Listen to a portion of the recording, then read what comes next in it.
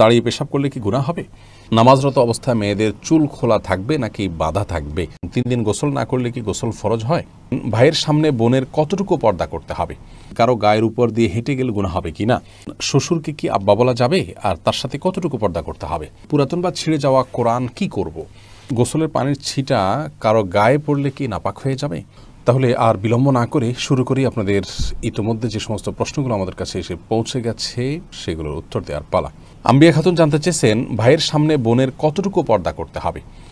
দেখুন, ভাইয়ের সামনে বোনের পর্দার বিষয়টি হলো একজন নারী অন্য নারীর সাথে যতটুকু খুলতে পারবেন, উন্মুক্ত করতে পারবেন, একজন মেয়ে মানুষ তার ভাইয়ের সামনে ততটুকু পর্দা খুলতে পারবেন, শরীরের সে অংশগুলো তিনি প্রদর্শন করতে পারবেন। এটাকে আমরা আরও স্পষ্ট করে যদি বলতে যাই তাহলে এভাবে বলতে পারি যে একজন নারী তার আপন ভাইয়ের সামনে তার শরীরের যে অঙ্গগুলো সচরাচর তিনি খুলে রাখেন, বাবার শরীরে খুলে রাখা হয় মাহরামদের সামনে, সেগুলো তার সামনে খুলে রাখতে পারবেন। যেমন চেহারা, মাথার চুল, এমনকি গলা, এগুলো খোলা রাখা যেতে পারে। হাতের গোছা, পাও, এগুলো আপনার ভাইয়ের সামনে আপনি খুলতে পারেন এবং বাবার সামনে এগুলো প্রদর্শন করতে পারেন। কিন্তু এর বাইরে আপনার আজকাল একটা নির্লজ্জতা আমরা দেখতে পাচ্ছি, সেটা হলো যে অনেক পরিবারে আপনার ভেতরে বাইরে নারীরা শর্ট পোশাক আশাক পরে থাকেন। সেটি কোনো অবস্থাতে জায়েজ নয় এবং সেটা আপন ভাইয়ের সামনে হলেও সেটি জায়েজ নয়, শুধুমাত্র স্বামীর সামনে সেটি জায়েজ হতে পারে। বিধায় এ ব্যাপারে আমাদের সাবধান হওয়া উচিত এবং দায়িত্বশীল থাকা উচিত। বাতুল আপনি জানতে চেয়েছেন, পুরাতন বা ছিঁড়ে যাওয়া কোরআন কি করব?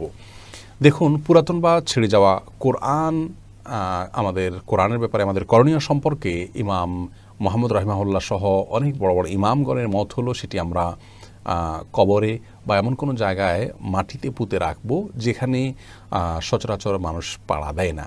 আস্তে আস্তে সেটা মাটিতে থাকতে থাকতে মাটির সাথে মিশে যাবে। কোরআন যদি ছিঁড়ে যায় বা ব্যবহার অনুপযোগী হয় তাহলে সেক্ষেত্রে আমরা এই কাজটা করতে পারি।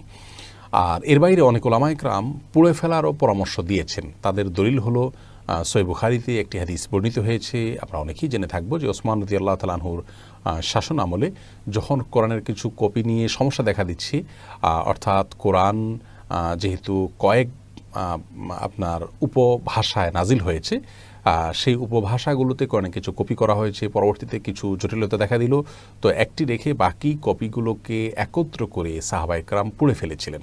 তো যেহেতু সাহাবায়ে কেরাম কোরআন যখন ব্যবহার অনুপযোগী হয় সেটাকে পুড়ে ফেলার আমল তাদের থেকে প্রমাণিত হয়েছে, সেজন্য অনেক ওলামা কেরাম যে পুড়ে ফেলা যাবে। তো আমাদের সমাজে আজকাল প্রতিবাদের ভাষা হিসাবে মানুষ পুড়ে ফেলে, সেই জায়গা থেকে আমাদের ওলামা কেরাম সচরাচর নিষেধ করেন যেন পুড়ে না ফেলে বরং দাফন করা হয়। এ হলো কোরআন যদি ব্যবহার অনুপযোগী হয় সেক্ষেত্রে আমাদের করণীয় সম্পর্কে বিস্তারিত আলোচনা। এরপরে আব্দুল্লাহ আপনি প্রশ্ন করেছেন, পশু মারা যাওয়ার আগ মুহূর্তে জবাই করলে সেটা খাওয়া যাবে কিনা? উত্তর হলো হ্যাঁ, খাওয়া যাবে। পশু যতক্ষণ পর্যন্ত তার মধ্যে প্রাণ আছে ততক্ষণ পর্যন্ত সেটি জবাই করলে খাওয়া যাবে। কোনো কারণে অ্যাক্সিডেন্ট হলো, পশু এখনও মারা যায়নি কিন্তু কিছুক্ষণ পরে মারা যাবে মনে হচ্ছে, এই মুহূর্তে জবাই করে দিলে সেটি খাওয়া যাবে। এরপরের প্রশ্ন হলো, গোসলের পানির ছিটা কারো গায়ে পড়লে কি নাপাক হয়ে যাবে? উত্তর হলো, গোসলের পানির ছিটা, সাধারণ পানির ছিটা যদি কারোর গায়ে গিয়ে পড়ে তাহলে সেটি নাপাক হবে না, তার শরীর নাপাক হবে না, কাপড়ের উপর লাগলে সে কাপড় নাপাক হবে না। তবে শরীরে যদি কোথাও দৃশ্যমান নাপাক থাকে শরীরের উপরে, সেই জায়গাতে পানি পড়ে এবং সেই পানিটা গিয়ে নির্দিষ্টভাবে কারোর গায়ে লাগে, তাহলে সেই অংশ, যে অংশে লাগবে শুধুমাত্র সেই অংশটা নাপাক হবে, সেটিকে ধুয়ে ফেললেই পাক হয়ে যাবে। আর যদি এরকম দৃশ্যমান কোনো নাপাক না থাকে, জাস্ট তার গোসল ফরজ হয়েছে হয়তো, কিন্তু শরীরের উপরে কোনো দৃশ্যমান নাপাক নাই, তাহলে শরীরের উপরে যে পানি ব্যবহার করা হবে সেটা ছিটা গিয়ে অন্য কারো কাপড় পড়লে সেটি নাপাক হবে না। কারণ নাপাক দূর করার জন্য আমরা উজু করি, গোসল করে থাকি, এই ব্যবহৃত পানি নাপাক হয়ে যায় না যদি সেখানে দৃশ্যমান নাপাক না থাকে। এরপরের প্রশ্ন হলো, দাঁড়িয়ে পেশাব করলে কি গুনাহ হবে? দাঁড়িয়ে পেশাব করলে সেটা অনুচিত এবং অনুত্তম হবে। কারণ হলো, দাঁড়িয়ে পেশাব করলে তার ছিটা আমাদের গায়ে এসে লাগে, অথচ পেশাবের ছিটা থেকে বাঁচার জন্য নবী করিম সাল্লাল্লাহু আলাইহি ওয়াসাল্লাম তাকিদ দিয়েছেন। কবর আযাবের অন্যতম একটা বড় কারণ হলো পেশাব থেকে ভালো করে পরিচ্ছন্ন না হওয়া।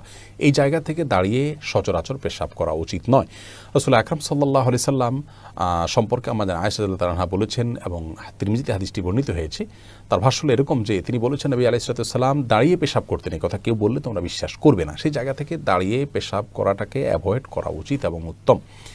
তবে সৌদি আরবের উলামায়ে কেরাম বিন বাজ ইবনে উসাইমিন রাহিমাহুল্লাহ সহ অনেক উলামায়ে কেরাম বলে থাকেন যে কেউ চাইলে দাঁড়িয়ে পেশাব করতে পারেন, বিশেষ করে পেশাবের ছিটা ইত্যাদি আসবে, নাপাক হয়ে যাবে, তার কাপড় শরীর লেগে যাবে, এরকম আশঙ্কা যদি না থাকে তাহলে সে অবস্থায় দাঁড়িয়ে পেশাব করাতে অসুবিধা নাই তারা মনে করেন। তার কারণ হলো বুখারীর একটি হাদিস রয়েছে, যে হাদিসে নবী করিম সাল্লাল্লাহু আলাইহি সাল্লাম কোন একটা ময়লাযুক্ত এলাকাতে যেখানে বসার পরিবেশ ছিল না সেখানে দাঁড়িয়ে তিনি পেশাব করেছেন। এই হাদিসটাকে তারা ব্যাপক অর্থে নিয়ে থাকেন, কিন্তু প্রথম মতটি অধিকতর বিশুদ্ধ এবং দলিল থেকে আপনার দলিল সমৃদ্ধ বলে আমাদের কাছে মনে হয়। অতএব সচরাচর এবং সাধারণ অবস্থাতে দাঁড়িয়ে পেশাব না করে বসে পড়াই উচিত। রাসূল আকরাম সাল্লাল্লাহু আলাইহি ওয়াসাল্লাম স্বাভাবিক অবস্থায় সেটিই করতেন। হ্যাঁ, বিশেষ কোনো কারণে কোনো জায়গায় বসা পরিবেশ নাই এরকম হলে সেখানে দাঁড়িয়ে পেশাব করা যেতে পারে। শারমিন আক্তার আপনি জানতে চেয়েছেন নামাজরত অবস্থায় মেয়েদের চুল খোলা থাকবে নাকি বাঁধা থাকবে।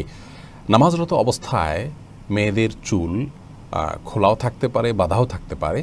তবে খোলা থাকলে সেটি রুকু সিজদা এবং উঠা বসায় যদি ডিস্টার্বের কারণ হয়, সে দৃষ্টিকোণ থেকে খোলা না রেখে বেঁধে রাখা উত্তম এবং ভালো, যেহেতু সলাতে একাগ্রতা নষ্ট হতে পারে এমন কাজ করা উচিত নয়। আর যদি এরকম কোনো ব্যাপার না থাকে, উঠা বসা রুকু সিজদাতে কোনো প্রকার সমস্যা না হয়, তাহলে তিনি চুল খোলা রেখেও নামাজ পড়তে পারেন, তবে চুল তাকে ঢেকে রাখতে হবে। অর্থাৎ বড় কোনো ওড়নার মাধ্যমে এই চুলগুলোকে ঢেকে রাখতে হবে, যিনি রুকুতে সিজদায় উঠা বসায় কোনো অবস্থাতে যেন চুলের কোনো অংশ প্রকাশিত না হয়।